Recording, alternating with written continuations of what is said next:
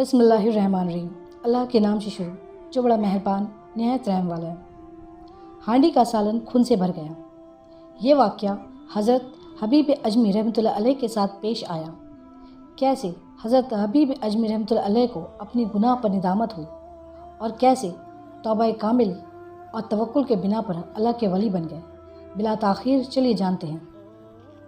حضرت حبیب اجمی رحمۃ اللہ علیہ صدیق و سپاہ پر عمل پیرا اور صاحب یقین اور گوشہ نشین بزرگوں میں سے ہوئے ہیں، اور آپ کی ریاضت و کرامت بے اندازہ ہے۔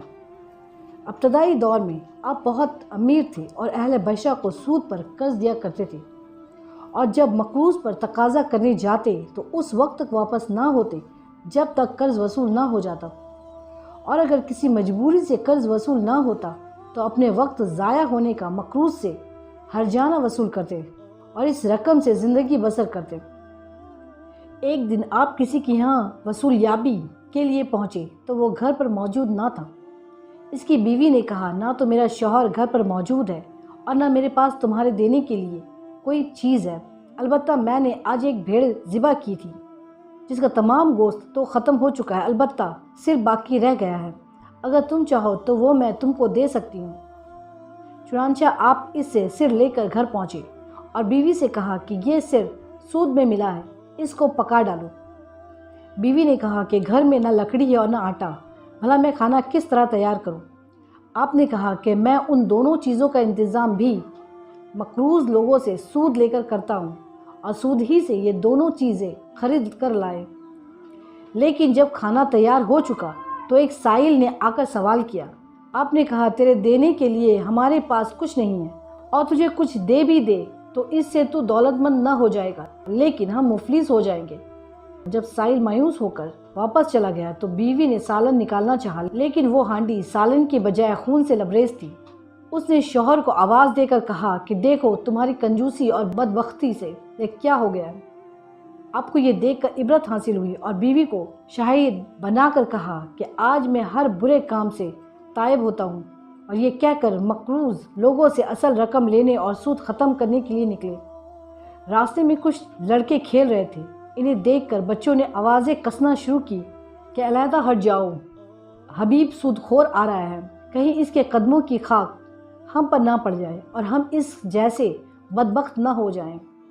یہ سن کر آپ بہت رنجیدہ ہوئے اور حسن بصری کی خدمت میں حاضر ہو گئے۔ انہوں نے آپ کو ایسی نصیحت فرمائی کہ بے چین ہو کر دوبارہ توبہ کی، اور جب واپسی میں ایک مقروض شخص آپ کو دیکھ کر بھاگنے لگا تو فرمایا کہ تم مجھ سے مت بھاگو، اب تو مجھ کو تم سے بھاگنا چاہیے تاکہ ایک عاصی کا سایہ تمہارے اوپر نہ پڑ جائے۔ پھر جب آپ آگے بڑھے تو انہی لڑکوں نے کہنا شروع کیا کہ راستہ دے دو، اب حبیب تائب ہو کر آ رہا ہے، کہیں ایسا نہ ہو کہ ہمارے پیروں کی گرد اس پر پڑ جائے اور اللہ تعالیٰ ہمارا نام گناہگاروں میں درج کر لے۔ آپ نے بچوں کا یہ قول سن کر اللہ تعالیٰ سے عرض کی کہ تیری قدرت بھی عجیب ہے کہ آج ہی میں نے توبہ کی اور آج ہی تو نے لوگوں کی زبان سے میرے نیک نامی کا اعلان کر دیا۔ اس کے بعد آپ نے منادی کروا دی کہ جو شخص میرا مقروض ہو وہ اپنی تحریر اور مال واپس لے جائے، اور اس کے علاوہ آپ نے اپنی تمام دولت راہ مولا میں لٹا دی، اور جب کچھ باقی نہ رہا تو آخر میں ایک سائل پر اپنا کرتا تک اتار کر دے دیا، اور دوسرے سائل کے سوال پر آپ نے اپنی بیوی کی چادر بھی دے دی۔